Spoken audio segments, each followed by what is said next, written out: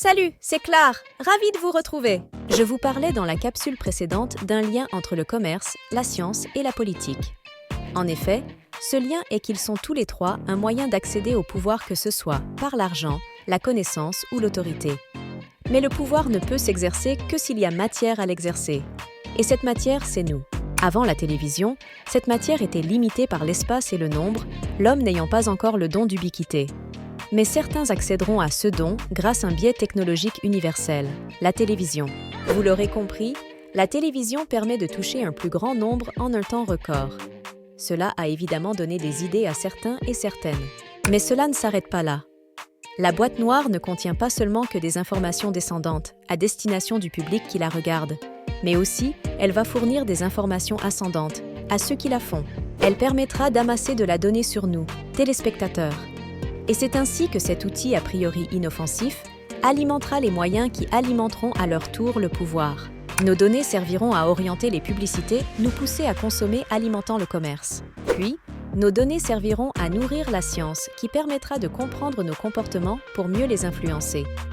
L'ambition de renommée ou d'enrichissement des scientifiques et surtout de leurs commanditaires n'étant pas cachée. Enfin, nos données permettront de sonder, de modéliser, voire de prédire nos opinions politiques pour nous pousser à adopter la bonne politique ou élire le bon candidat.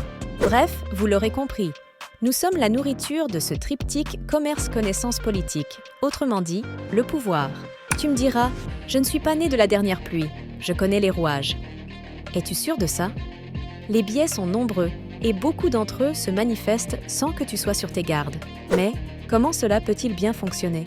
Comment réellement une télévision peut-elle nous influencer à consommer davantage, à agir comme elle le souhaite, lire dans nos pensées ou encore obtenir de l'information sans nous poser de questions? Elles sont là les questions essentielles. Je vous ai parlé de moyens, d'outils, de pouvoir. Mais ce qui cimentera l'ensemble a été élaboré au début des années 2000, le neuromarketing. Une discipline qui a connu un essor phénoménal pendant 20 ans et qui continue à s'affiner, à devenir redoutable face au bouclier de notre volonté consciente. Cette discipline allie les neurosciences et le marketing pour décoder notre cerveau.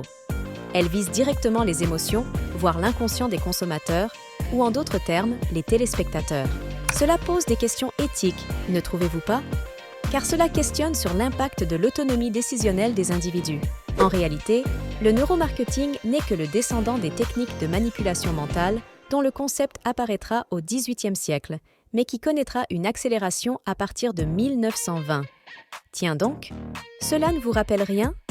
Oui, c'est justement le début de l'ère de la télévision comme nous la connaissons aujourd'hui, ou presque. Et dans les mêmes années, en 1928, fut publié pour la première fois le livre Propaganda de Edward L. Bernays, neveu de Sigmund Freud. Curieux. Et dites-vous que c'est dans cette période que la psychologie prit son envol avec la vague du behaviorisme de John Watson. Ce mouvement consistait à approfondir l'étude du comportement et de ses causes, à explorer les idées de renforcement du comportement et la façon d'influencer certaines réponses.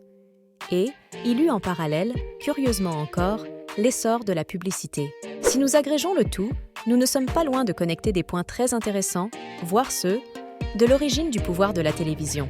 En conclusion, je vous dirai que l'obsession du neuromarketing est de vouloir rentrer dans notre cerveau. Et la prédation du pouvoir sur nous n'est pas loin.